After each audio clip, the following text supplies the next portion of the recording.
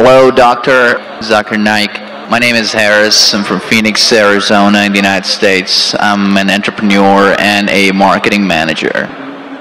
Two of my friends in America have converted watching YouTube videos of you. One of them a Christian, one of them an atheist. One of my friends presented me with how to deal with an atheist DVD of yours, which I did watch. But that didn't answer my question. And I've asked this question to a lot of people with no satisfactory answers, a lot of intelligent people. Of all the scholars that I've ever watched on YouTube, in my opinion, you're the most rational, logical, easy to understand kind of scholar that I've ever come across in my life. And it is really important that this question is answered because I've never had a satisfactory answer for this question. My question is like a coin with two sides. The first side of it is this, and this is the question. I'm somewhere between an atheist and agnostic. I'm not sure where. God has created this entire universe, and the Quran speaks a lot about how it has taken so many days and mountains and this and that, and life is going to be a test and whatnot. My question is, way before God decided to create this entire universe, before He decided to put human beings, before He decided to send Prophet Muhammad or Adam and Eve, way before He even planned about doing any of this, He knew the end result of it. He knows in the end He will be disappointed by certain people and He will throw them in the hellfire. He knows they will be burning. He knows they will be tortured, and that is when they will be repenting for what they've done.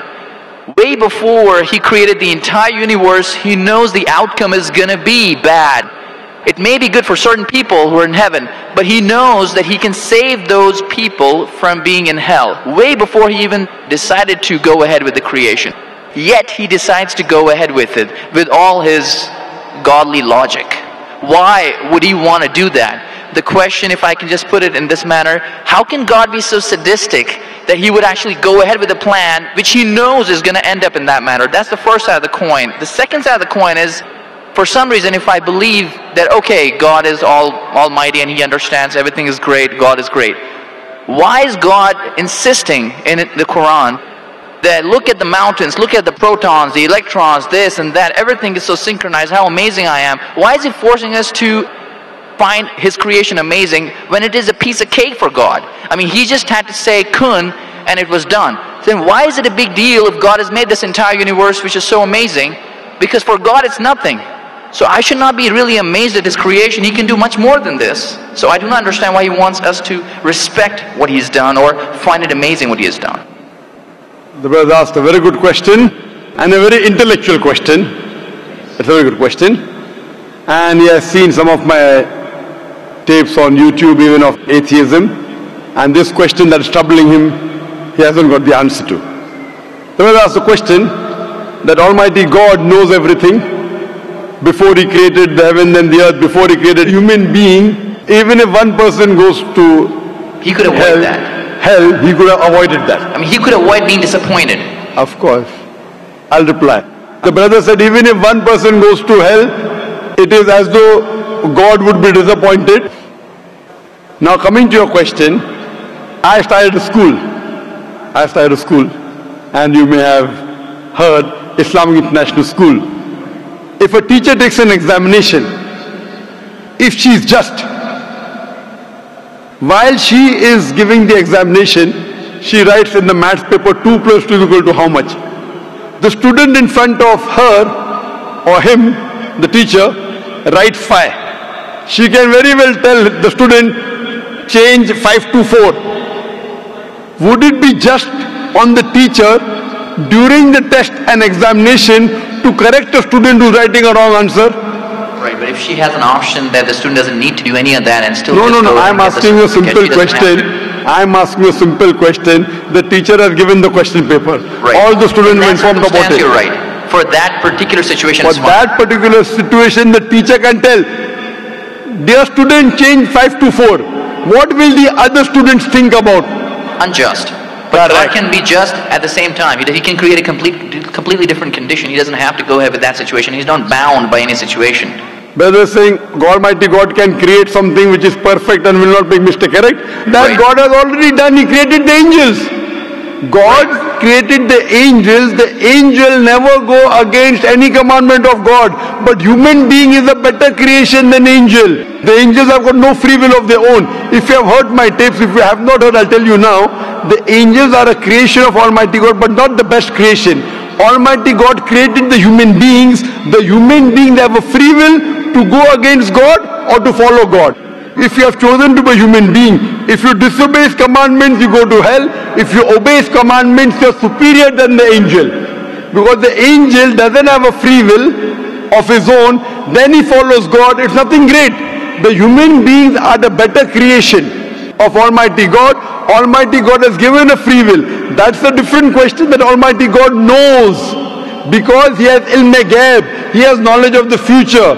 He is more superior. So He has created such a creation which has a free will. The fault is of human being, not God. No, but God has created us with that fault, and He knows He can avoid that. Not fault. It's not fault, brother. It is free will. Why is He giving us a free will when He knows He's going to eventually put these many people in hell? Why is He doing something? That is a different creation. Would you want to create something which can think on its own, or would you want to? Someone so compassionate can also brother, that's what I tell you. What you want, God has already created an angel. I'm asking you, which is better? An angel following Almighty God or a human being following Almighty God? Which is better? For me, absolutely, if I get a second chance, I would want to be an angel. Why would I risk going to Second hell? chance, correct. That's why Almighty God says in Surah Araf, chapter number 7, verse number 172, Almighty God brought all the human beings from the loin of Adam and asked them, is there one God? All agreed. Almighty God says in Surah Hashar, chapter 59, verse number 21, if Almighty God revealed the Quran on the mountain would shudder down. Almighty God says in Surah Ahzab, chapter 33, verse number 72, it is the human beings who were fools who said we want to be human beings. You and I were fools. Now you cannot backtrack. Once you said you want to appear for the test, once you read the test paper. Nobody asked me. They asked Adam and Eve. No, brother. Quran says every human being was asked. And then it is washed off. This memory is washed off. If the memory is there, where is the test? Almighty God says in the Quran, do you want to be a human being? If you become a human being, you can become superior to an angel or can get inferior. If you don't want to become a human being, just pass. Even for argument's sake, even in that please let me complete. You ask the question. All right, go ahead. If you interject, I will answer. Sure, go ahead. So Almighty God asked the human beings, and the Quran says, we human beings were fools, you and I both, were fools who opted for the test. Now once you undergo a test, if you follow the commandment after free will, you be superior to an angel. If you disobey Allah, you become inferior to an angel. We wanted to pass with distinction, you and I. You told, I don't remember. Of course you will not remember. And even I don't remember. But I believe in the Quran. On the day of judgment, Almighty God says, not a single human being will object to the justice of Allah. That we'll come to know on the day of judgment. Only thing we'll say, please give us one more chance. Almighty God will say it's too late. Because if He wants to give you a new chance, even I'll have to come back in the world again. Again, everyone. So those who failed, He can't get only the failures. So the Quran says no one will ever object on the justice of Allah. They will request Allah, give us one more chance. Almighty God will say too late. Almighty God gives us chances in this world itself. You make a mistake, Allah gives you a chance to repent. You repent. Allah forgives you. Again you make a mistake. Once you die, it's only one. So as far as the first question is concerned, why did God create? Because it's a better creation. Any logical person, including you, has to agree that a person who has a free will is a better creation than a person who has no free will. Only your question you don't remember is perfectly right. When you die, when you are resurrected, that time you and I will meet. Then you will say, I remember. Even I don't remember now. But I have faith in the Quran that Quran cannot be wrong, because scientifically, if you heard my lecture, 80% of the Quran is 100% matching with science. 20% is ambiguous, neither right, neither wrong. So my logic says when 80% is 100% correct and not even 0.1% of the 20% is wrong, so my logic says even this 20% would be right. I'm a scientific person, I'm a logical person. So I believe in the statement of the Quran that we chose. If you wouldn't have chosen, you could have questioned God. Why did you make me a human being? Then God would have been at fault. But God says in the Quran, He asked. The mountains were afraid. Everything else was afraid. We human beings opted for this. But do you remember being asked? I don't remember being asked. Brother, if you heard my answer, even I don't remember. But if you remember, where is the test? Imagine if a teacher teaches you something. Teacher teaches you something. Teacher gives you the book. The teacher has to take away the book for the test. If the teacher says, okay, take the book and answer, where is the test? Okay, but what? After the examination is over, you can go home and check or not. But even before the exam began, God knows. Brother, listen to me. After the examination is over, can you go and check home or not in the textbook? Absolutely. But during the examination, can you check? No. So now the examination is going on, brother. Once it's over, you can check. If you tell teacher, I want to see the textbook, I don't remember. No. During the examination, you cannot refer to the textbook, it will be called cheating. Correct? So once the examination is over, if you don't remember, you tell God, what is this illogical? But Quran says not a single human being will object to the justice. Let the test get over. So today, I being a scientific person, I being a logical person, based on my knowledge of science, based on my logic, when I read the other scriptures and when I read the Quran, I find Quran is the only book, only religious scripture on the face of the earth which passes this test. So therefore I, being a scientific person, being a logical person, agree, okay, fine. This statement of the Quran also has to be right. I don't remember, that is the test. If I remember, where is the test? So that answers the first part of the question. First part, that saying that God was sadist. God is not sadist. For example, I start a medical college. I want the school students to go to medical. How many students who go to school enter the medical college? Just roughly, can you guess? Few. Surely less than 5%. Less than maybe 1%. So why did you make a college where only 1% can enter? Fine. It is for selected few. So same way God made heaven, Jannah, Jannat-e-Firdaus. Everyone cannot go to Jannat-e-Firdaus. Why not? Sorry? Why not? Why can't everyone go to medical college? Because it's human capacity. If humans were capable of being able to put everyone in medical college, they would. That's the way we are made. The same way everyone cannot become a doctor. Only those who have the capacity. Same way everyone cannot go to Jannat-e-Firdaus, the high levels of paradise. We have to strive. God has given you capacity. If you don't follow His guidance, you cannot. If you follow His guidance, to go to Jannah is very easy. If you are intelligent, it's very easy. If you are intelligent and if you are truthful to yourself.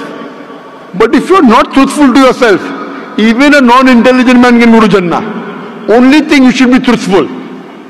God has given you different options how to follow Him. Some people think they are smart. I tell them they're extra smart. If they were smart, they would see it is crystal clear in black and white that this is the word of God. You have to follow it. That's the reason Francis Bacon said, little knowledge of science makes you an atheist. In-depth knowledge of science makes you a believer in God. So I wouldn't say God is sadist. I said we were fools who opted to undergo the test. Not God. God gave you an option. What do you want to be? We chose. So we are responsible, not God. God is not a sadist. We are fools. That's what the Quran says. On the day of judgment you will come to know, inshallah, you and I both. Inshallah, if I go to Jannah, inshallah, I'll pray to God, I'll thank God. You know, I was a good person, I choose to be a human being. If you pass that. If you fail, then we will curse our own self. Hope that answers the question. The second part? Sorry, what was the second part? That even if I believe how almighty He is, how knowledgeable He is, why is He so bent on convincing us, look at the mountains, look at the electrons, look at the protons? Right. The second part of the question was that why does Almighty God give references of the mountain that He's created this? For Him it is peanuts. So why is He talking? You know why is He saying? He's saying these peanut things, mountain, they would shudder. You human being were superior, why don't you understand? Quran says in Surah Hashr chapter 59 verse number 21, had the Quran been revealed on the mountain would have fallen down to utter ruin. But to us human beings it makes no difference. He's giving these examples to show that these things which are so powerful, the mountains etc. which He has created, would have submitted their will. Why don't you human being do? He's trying to give an example that we are fools. He's not trying to praise Himself. And whenever He asks us to praise Him, or when He says, for example, we say Allahu Akbar, God is the greatest. Do you think it will change Allah? No. Whether you say 1,000 times Allahu Akbar or 1,000,000 times, He cannot become greater. He is already the greatest. The reason we say these things is because it is our human mentality, our human nature, that we follow the people who are famous, we follow the people who we praise. For example, your mother has a heart attack. There is an unknown person on the street who gives you the treatment. And you heard that the best heart specialist in the world is Dr. X. Now will you follow Dr. X's advice or the person on the street who you don't know? Dr. X. Why? Because Dr. X is famous. People know him. He is the best in the world. So the reason in our salah, in our life, we say Allahu Akbar, Allah is the greatest, Allah is the most wise, Allah is the most intelligent. Why? If we say that, it does not benefit Allah. It benefits us. That if we praise Him, we follow Him. If we follow, we go to Jannah. To Allah, it makes no difference. Therefore Allah says, will you not then believe? Will you not then understand? That means the Quran is revealed to the people for understanding. So He's giving this example not to make Himself great. He's already the greatest. Whether you say 1,000,000 times Allah is the greatest, it will not make a difference to Allah. He's telling it to you. Allah says in the Quran, Allah does not require you, you require Him. So when we praise Him, it is human psychology that the person you praise, person you talk great about, you tend to follow his advice. By following his advice, it will benefit you, it will not benefit him.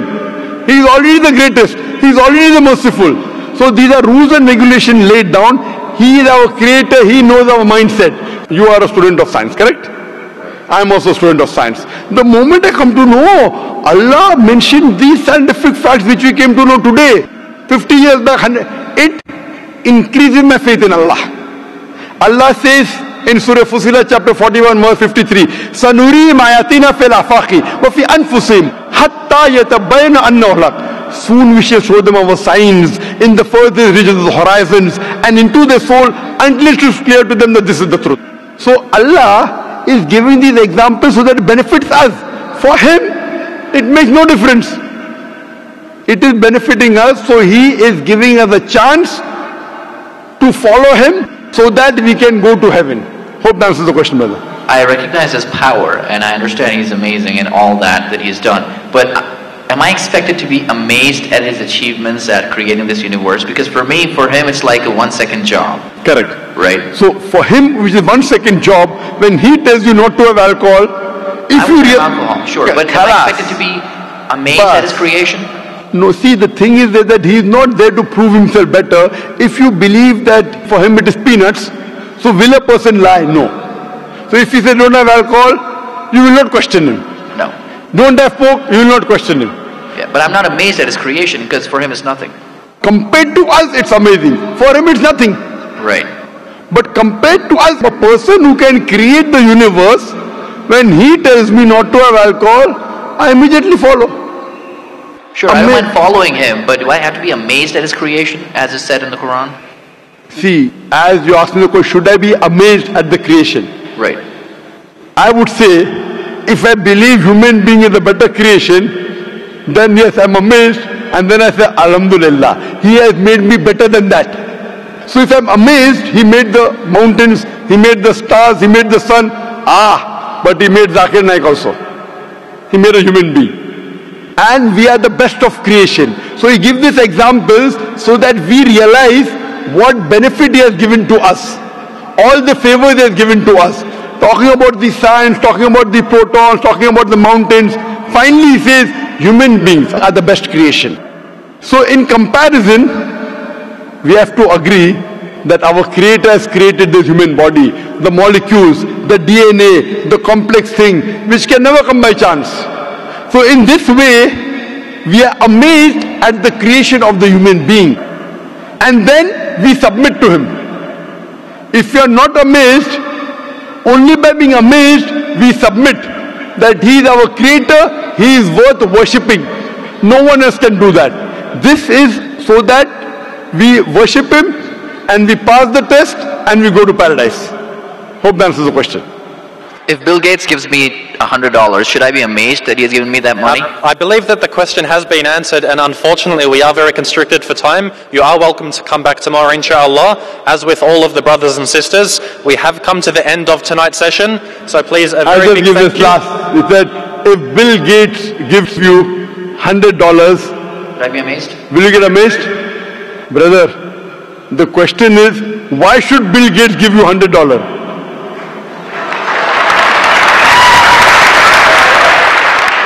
If you tell me a Tom, Dick and Harry gives you $100, nothing to be amazed. Bill Gates gave me $100. It's something that he gave you. Why did he give you? Why not somebody else? Why? The question is, why did he give you is the question. Okay. If some Tom, Dick and Harry gives you, if a man on the street gave you $100, Bill Gates. Got it. You got it, no? Answer. Got it. I got that. So now you're convinced, huh? Yes, absolutely. That is the answer. So inshallah, I hope that we'll come closer to Islam. So I should not be amazed at the fact that he's given me the money. I should be amazed it's him who's giving the money. Alhamdulillah. Got it. So it was worth the time extending. Alhamdulillah.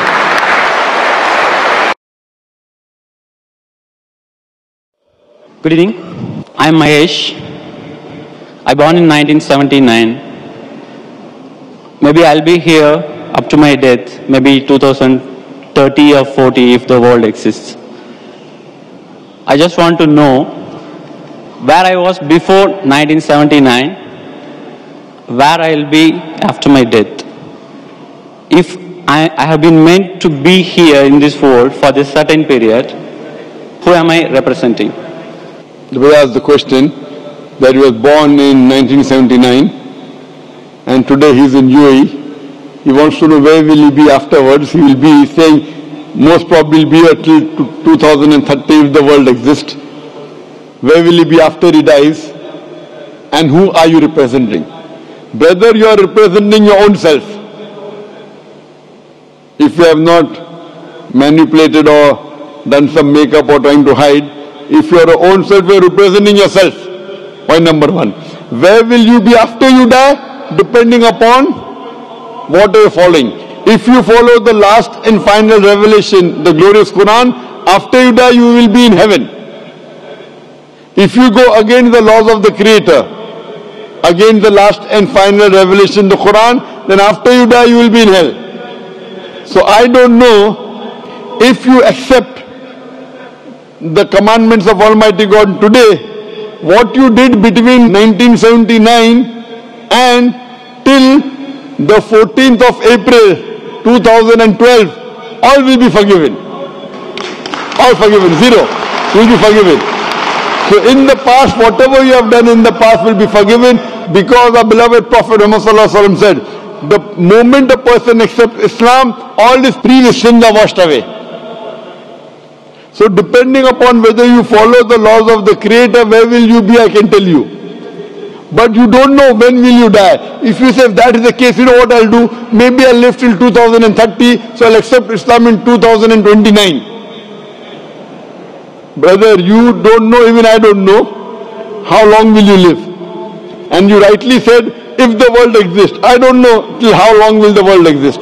Allah says in the Quran in Surah Luqman, chapter number 31, verse number 34, no one besides Allah knows the hour, when will the earth end. We don't know. Whether it's say for a few years, for a few decades, we don't know. How long will you live and I live? I don't know. So the best is the moment you come to know the truth, accept it. All the past sins will be forgiven, then you try and practice and follow as much as you can. So where will you be after you die depends upon you. I can only guide you. Allah says in the Quran in Surah Ghashiyah, chapter number 88, verse number 21-22, Allah says, فَذَكِّرْ إِنَّمَا أَنْتَ مُذَكِّرْ. He tells the Prophet, your job is to deliver the message. Giving hidayah is in the hands of Allah subhanahu wa ta'ala. So I want to ask you, brother, after you die, do you want to go to heaven or hell? After you die, do you want to go to heaven or hell? To be frank, I don't know. You don't know. Because for me, the heaven and hell is here. It's up to us. Yes, this is temporary heaven, hell, you know, temporary. As I mentioned earlier, Quran says in Surah Mulk, chapter number 67, verse number 2, Allazi khalaqal mauta wal hayata. It is Allah who has given you death and life so that He may test which of you is good in deeds. This is a test. And an average man lives in this world for about 70 years, 60 years. Some die at the age of 20, some 50, some live for 100 years. Average maybe 60 to 70 years. So this is temporary phase. The next life is eternal. So you say heaven and hell is here, and then if you try to make this life heaven by going after luxury, enjoying life, drinking alcohol, the next life becomes hell. Because Quran, Allah says in Surah Hud that those who want this world, Allah will give you this world but will not give you in the next life. Those who care for next life, Allah will give you next life, also this life. So as a businessman, if someone tells you that I will give you little trouble, difficulties for the 70 years, next life eternal, unending, always pleasure. So this life is 0.00001% of the next life. As a businessman, you wouldn't mind saying, okay, I don't mind trouble in this couple of, small percentage. Like before the examination, you struggle, you stay awake, you don't sleep, or you sleep less, and then you appear for the examination. So that few days before that you struggle and you study, so that in future it is good for you. So similarly, brother, this life is a test for the hereafter. If you are a Hindu, if you are Mahesh, and if you believe in the Hindu scriptures, same the Veda says. If you read Rig Veda, book number 10, chapter number 16, verse number 4 to 5, talks about Punar Janam. Punar means next, Janam means life. Same thing what the Quran says about next life. So this life you come, and there's next life. Being born, dying, cycle of birth, rebirth is not mentioned in the Vedas. It talks about Punar Janam means next life, which is there in the Quran. So a really good person would think about, as a better businessman, that the next life is multiple times. Multiple, keep on multiplying. This life is a small, negligible 0.00001% compared to the next life. So as an intelligent person, you wouldn't mind taking trouble in this life so that your next life becomes paradise and heaven. So brother, would you like in the next life to go to heaven or hell? Brother? Yes, sir. Would you like to go in the next life into heaven or hell? No, sir. I don't think I will be having a next life, because if I am going to have a next life. Do you believe in the Hindu scriptures? Yes, sir. You believe? Do you believe in the Vedas? Scriptures, some of the points. Do you believe in the Vedas? Yes. I don't know big about the Vedas. But you believe it to be sacred, correct? Sorry? Do you believe it to be from God? No, I feel I am God. You are God. All are God. That's what Hinduism says. Aham Brahmasmi. What is the definition of God? What is the definition? I don't know. I am God, you are God. What is the definition of God? I don't know. That means you don't know, I don't know. I know myself. Okay. You say you are God, I am God. We are all a part of God. I am asking you what is the definition of God, and you say I don't know. Are you talking English or what? I'm talking English. What is the definition of God? I cannot define, sir. Just I can feel. So without defining, you're saying you're God and I'm God. But I can realize, sir. God is everywhere in all of us. What is the definition of God? Then I will say whether God is everywhere, you are God or not. First, give me the definition of God. If your definition of God is only wrong, I said, this is not God what I'm talking about. What is the definition of God? I don't know to define, sir, exactly in words. So that means you do not believe. I am not talking about the God which you are talking about. So you should ask me what is the definition and I will tell you.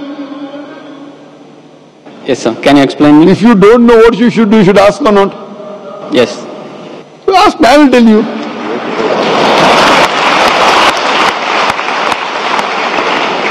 The definition of God come to according to Vedas and Upanishad, then I come to the Quran.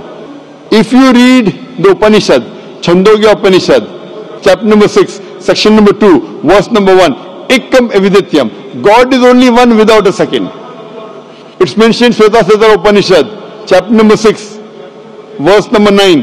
Nachasya kasij janitana chadipa. A Sanskrit quotation which says that of that God, He has got no superior, He has got no parents. Almighty God has got no Lord, no superior, no mother, no father.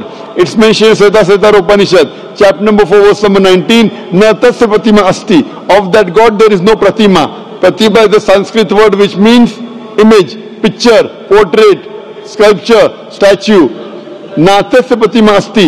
Of that God there is no image, no picture, no portrait, no painting, no photograph, no idol, no statue, no sculpture. Same thing is repeated in Yajurved, chapter number 32, verse number 3. Na tasya pratima asti. Of that God there is no image, there is no picture, there is no portrait, there is no photograph, no sculpture. Furthermore it says in the Brahma Sutra of Hinduism, Ekam Braham Devtya Naste, Nina Naste Kinchan. There is only one God, not a second one, not at all, not at all, not in the least bit. So based on this definition, God is one, there is nothing like Him. And the Quran further says in Surah Ikhlas, chapter number 112, verse number 1 to 4, the definition of God is, Qul huwallahu ahad, says Allah one and only, Allahu samad, Allah the absolute eternal, lam yalid wa lam yulad, He begets not nor is He begotten, wa lam yakul lahu kufuwan ahad, there is nothing like Him. Qul huwallahu ahad, says Allah one and only. Are you the only human being? Am I the only human being? Yes or no? Yes or no? I'm a human being. Are you the only human being? Only one?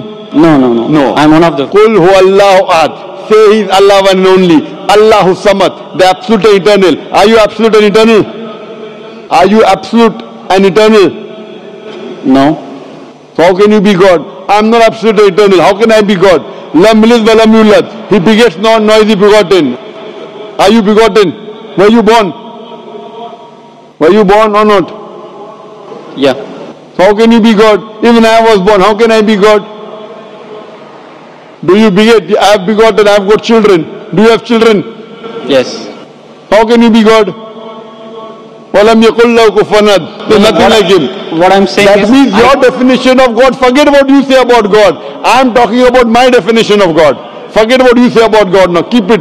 That may be God with a small g. I am not talking about God with a small g, what you are talking about. I am talking about God with a capital G. He is only one. He is all powerful. He is absolute. He begets not, nor is He begotten. There is nothing unto like Him. Based on this definition, can you call yourself God? Can I call myself God? If you wish, you can. I asked you the question, are you born? You are saying yes. If you wish, then you will be called a lunatic. No, sir, what I'm feeling is I am a part of the God. You were saying the only one God, no? I feel I am the part of it. The big one. We all are part of it. Maybe we got detached, as like this world got detached from the sun. That is your definition of God. That's not the definition of God of Vedas. It's not the definition of God of Quran. So therefore I say this God is a different God. I'm not talking about the God that you believe in. I'm talking about the God which I believe in. He is one. He is not part of everything. Your God, forget about it. Keep it at the side now. Fine? The God what you're talking, keep it at the side. I'm talking about the definition of my God. You understand? He is only one. He's all powerful. Are you all powerful? Are you all powerful? Not all powerful. So you are not the God I'm talking about. What God you're talking about, keep that God aside. Okay. Okay? My God I'm talking about. Therefore, La ilaha, there is no God. All the other false gods are wrong. You keep it aside. I'm talking about the correct definition. Someone is talking about 2 plus 2 is equal to 5. That equation, keep it at the side. The God that I'm talking about, the entity I'm talking about, He is one, He is all powerful, He is absolute, He begets not, nor is He begotten, He is not born, He does not give birth to anyone. And there's nothing like Him, He is only one. Do you believe in such a God? No, sir, I don't believe. That's the problem. That means you are not believing in the true God.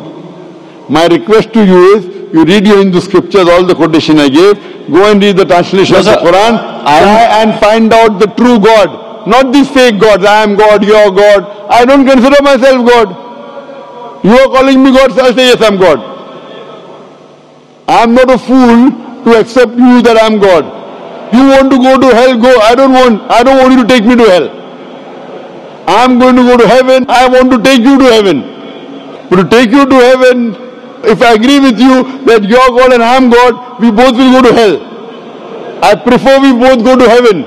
Therefore I request you, read your scripture, the Vedas, the Upanishad, read the Quran, educate yourself and join me, we both will go to heaven, inshallah. Thank you.